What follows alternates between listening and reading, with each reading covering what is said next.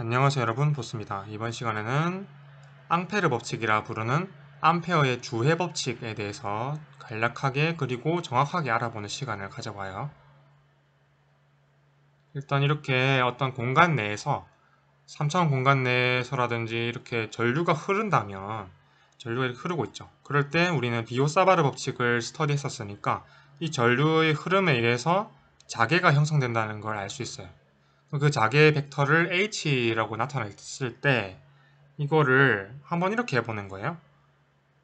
어떻게 한 거냐면 이 전류를 감싸는 거예요. 그러니까 저 고리 안에 전류가 딱 들어가게, 저 고리를 전류가 지나가게 고리를 잡아주는 거예요. 이 고리는 뭐냐? 선적분해주는 경로예요. 뭐를? 자개를.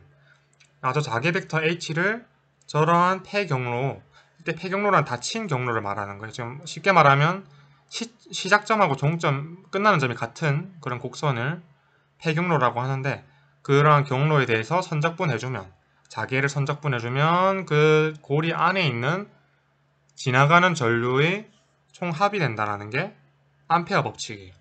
그러니까 지금 이 오변에 있는 I가 뭐가 되죠? 이게 되는 거죠.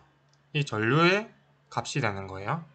자, 정리해보면 자개를 닫힌 곡선, 그러니까 폐곡선에 대해서 선적분해주면 그 결과는, 그 값은 뭐가 된다?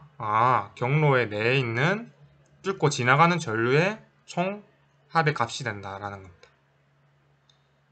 그럼 예를 들어 볼게요. 이거 그냥 설명만 해서는 당연히 이해가 안 되실 수 있고 저도 당연히 헷갈릴 거예요. 그래서 한번 예를 들어 볼게요. 일단은 이렇게 도선이 있는데 직선 도선이죠. 직선 도선이지만 무한한 길이에요. 그냥 길이가 아니라 무한하게 위아래로 뻗어나가는 무한한 길이의 도선. 그러면 전류가 이렇게 흐르잖아요. 그러면 이 법칙을 사용할 수가 있는 거예요. 왜냐하면 자개가 형성될 거니까. 그래서 인테그랄 닫힌 곡선에 대해서 자개를 선적분해주면 그 값이 정말 저 i가 되는지를 체크해보면 되겠죠. 전류가 i가 흐른다고 한다면. 그럼 이렇게 배곡선을 잡는 거예요.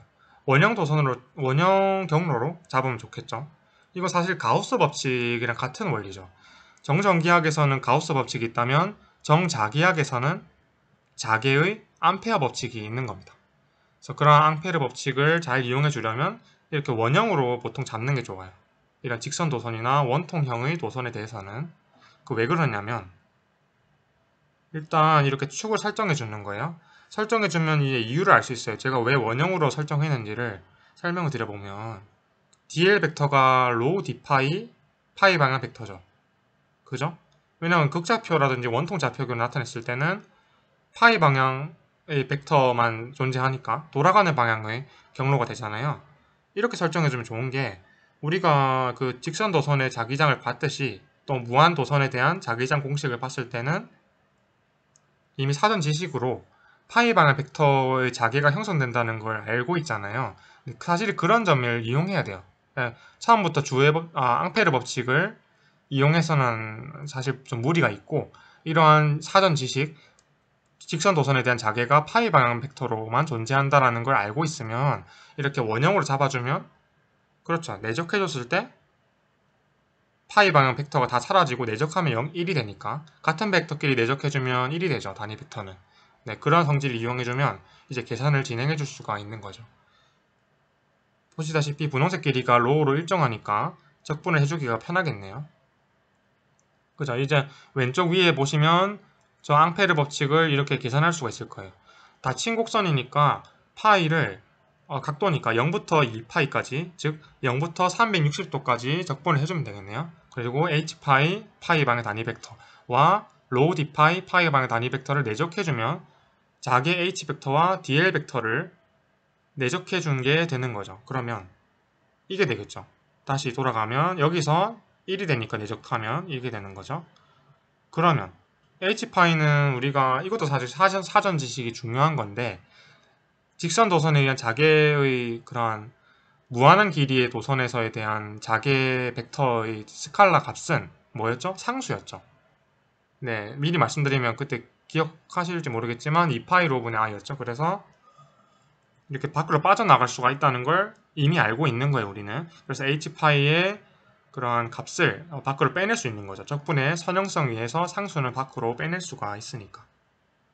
그러면 저 d파이 1에 대해서 0부터 2파이까지 적분해 준 거니까 그냥 정적분의 값은 2파이가 되죠. 그럼 로우 2파이를 2파이 로우로 고쳐줄 수 있죠. 그럼 곱셈의 교환 법칙은 아무것도 아니죠. 그러면 2파이로 곱하기 h파이가 뭐가 된다? 이게 맨 위에 보시면 i가 우변에 있으니까 바로 이게 i가 되는 거죠. 아, 그래서 2파이로를 우변으로 분모에 넘겨주면 h파이는 2파이 로분의 i인데 여기에 단위 벡터만 표시해주면 바로 이게 자개의 벡터가 되는 거예요.